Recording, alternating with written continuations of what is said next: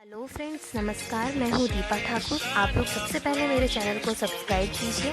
आज मैं आप लोगों को बताने जाने वाली हूँ कि चॉकलेट केक कैसे बनाते हैं, वो भी इजी तरीके से। चॉकलेट केक बनाने के लिए हमें बहुत सारा सामान नहीं चाहिए। मैं बहुत सारी इजी चीज़ों से आपको आज चॉकलेट केक बनाना दिखाऊंगी और बहुत ही टेस्टी केक बनेगा। ये आप लोग बना के ज़रूर ट्राई कीजिए और मुझे बताइए कि कैसा बना है। तो चलिए हम लोग पहले देखते हैं कि केक कैसे बनाना है। केक बनाने के लिए बॉर्नबॉन बिस्किट, दूध, मैदा और शुगर पाउडर का हम लोग इस्तेमाल करते हैं। नमक जो कि हम लोग कुकर में डालेंगे, इसके लिए मैंने लिया है। हम लोग एक बर्तन में जो है बॉर्नबॉन बिस्किट का वो लेते हैं, जो मैंने ग्राइंड करके बॉर्नबॉन बिस्किट को रखा था, उसको डालते हैं पाउडर को। उसके बाद में बॉर्नबॉन बिस्किट को हम लोग डालने के बाद में इसके अंदर हम लोग सारी भी ड्राई चीज़ों को डालेंगे, जैसे कि मैदा। 1 कप मैदा लिया है मैंने। 1 कप मैदा के बाद में इसके अंदर हमको डालना है शुगर पाउडर, जो कि नॉर्मल चीनी को मैंने ग्राइंडर में पीस लिया है। आप लोग इस 1 कप की जगह पे बहुत कम जो है वो चीनी भी ले सकते हैं टेस्ट के अकॉर्डिंग। ये 1 चम्मच बेकिंग सोडा डाल रही हूँ मैं। बेकिंग सोडा जो है आपको 1 चम्मच भर के डालना है। इससे केक स्पंजी बनने में मदद होता है, हमें फ़ायदा मिलता है। उसके बाद 1 कप नॉर्मल दूध डालना है, जो कि ज़्यादा गर्म ना हो, रूम टेम्परेचर पे का अकॉर्डिंग हो। और उसके बाद में सारी चीज़ों को हमें दूध डालने के बाद फेंट लेना है। सारी चीज़ों को दूध डालने के बाद में हम फेंट के फिर एक अच्छा सा बैटर गाढ़ा तैयार करेंगे, जो कि बहुत स्मूथ ना हो, और इससे हम केक बनाएंगे। तो चलिए सबसे पहले हम इसको मिला लेते हैं। आप केक को जो है कि इसको अच्छे तरीके से जो फेंटना है। फेंटने से हमारा ध्यान में ये रखना है कि इसके अंदर एक भी बबल्स ना रहें, या फिर बिस्किट को ग्राइंड जब भी आप करेंगे, ड्राई इसलिए ग्राइंड करते हैं ताकि उसके अंदर गिठान ना रहे। इस तरीके से बटर तैयार हो जाएगा हमारा। ये देखिए, एक भी गिठान नहीं है। हम इसमें अमूल बटर थोड़ा सा डालते हैं।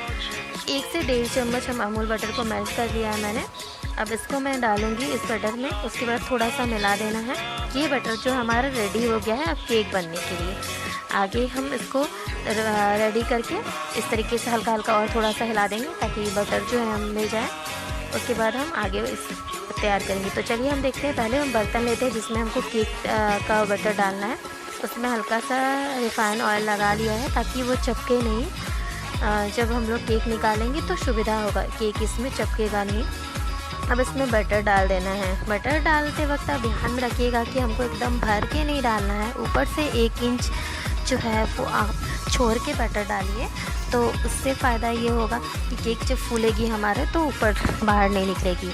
नमक का इस्तेमाल मैंने बोला था कुकर में हम लोग करेंगे, जो कि हम लोग केक डालने के हमारा बर्तन इसमें चिपकता नहीं है, इसके लिए हम लोग नमक इस्तेमाल करते हैं। तो नमक को जो है वो कुकर में आप इस तरीके से बिछा लीजिए। 1 से 1.5 कप आपका नमक इसमें यूज़ होगा। एकदम पतला नहीं बिछाना है, थोड़ा हल्का सा मोटा नमक को आपको बिछाना है। उसके बाद देख लीजिए बर्तन सेट हो रहा है नहीं। उसके बाद हमको गैस तेज़ कर लेना है और थोड़ा सा कुकर को हीट करना है। बहुत ज़्यादा हीट नहीं करिएगा, नहीं तो आपको इसके अंदर वो डालने में, बटन डालने में प्रॉब्लम होगा। एक स्टैंड जो है मतलब आप जो है नॉर्मल टोपिए में भी बना सकते हैं अकॉर्डिंग टू साइज़, या फिर आप सेपरेटर जो होता है कुकर का उसका भी इस्तेमाल कर सकती है। मेरे पास सेपरेटर अवेलेबल था। इस स्टैंड की जगह पे आप नॉर्मल कटोरी का इस्तेमाल कर सकती हैं, या फिर मेरे पास इडली स्टैंड था तो वो नीचे से स्टैंड टाइप का रहता है, इसलिए मैंने उसका इस्तेमाल किया है। अब मेरा कुकर जो है वो हीट हो चुका है। हम इसके अंदर इडली स्टैंड बैठा रहे हैं और उसके ऊपर जो है वो मैं डाल रही हूँ केक का बटर वाला जो बर्तन होता है वो। ये बटर का बर्तन डालने के बाद जो है हम लोग कुकर को बंद करेंगे। थोड़ा सा कुकर गर्म है मेरा, तो इसलिए मैं इसको थोड़ा सा गैस स्लो करके उसके बाद इसके अंदर बटर डाल रही हूँ, क्योंकि मैंने कुकर को थोड़ा सा पहले हीट किया था, इसलिए थोड़ा सा बर्तन गर्म हो गया। आप लोग ध्यान रखिए, बहुत ज़्यादा भी हीट नहीं करिएगा कुकर को।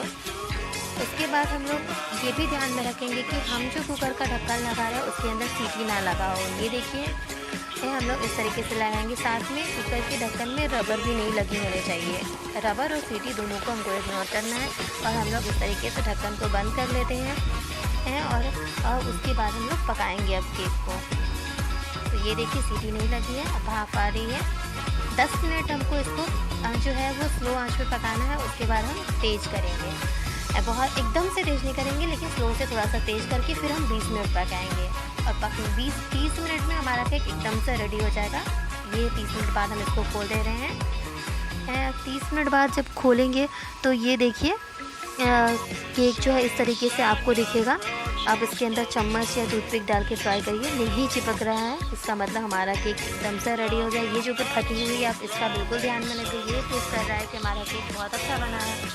बर्तन पे मैं डाल लीजिए इस तरीके से, उसके बाद में डालने के बाद पलट दीजिए, थोड़ा सा थोक दीजिए और थोकने के बाद में ये देखिए केक हमारा इस तरह से निकलेगा। आपको देख के ही अंदाज़ा लग रहा होगा कि हमारा केक जो है वो कितना स्पंजी बना है। अब हम लोग जो है इसको क्रीम से सजाएंगे, चॉकलेट क्रीम से। आप लोग मेरे अगले वीडियो में ज़रूर देखिए कि हम लोग चॉकलेट क्रीम कैसे बनाते हैं। तो सबसे पहले आप इसको, मैंने क्रीम को अपने खुद से तैयार किया है।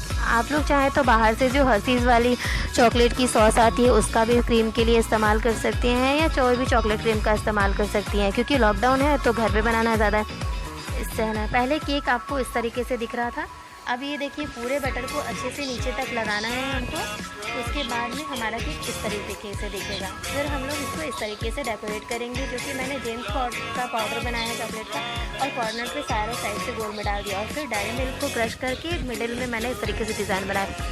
हैप्पी बर्थडे ऊपर में ना लिखिए, साइड में लिखेंगे तो आपके लिए ज़्यादा अच्छा रहेगा। आपको आशा करती हूँ आपको मेरा केक बनाने का तरीका बहुत पसंद आया होगा। बहुत ही टेस्टी केक बनता है, आप लोग ज़रूर बनाइए और फिर मुझे बताइए कि कैसा लगा। Thank you.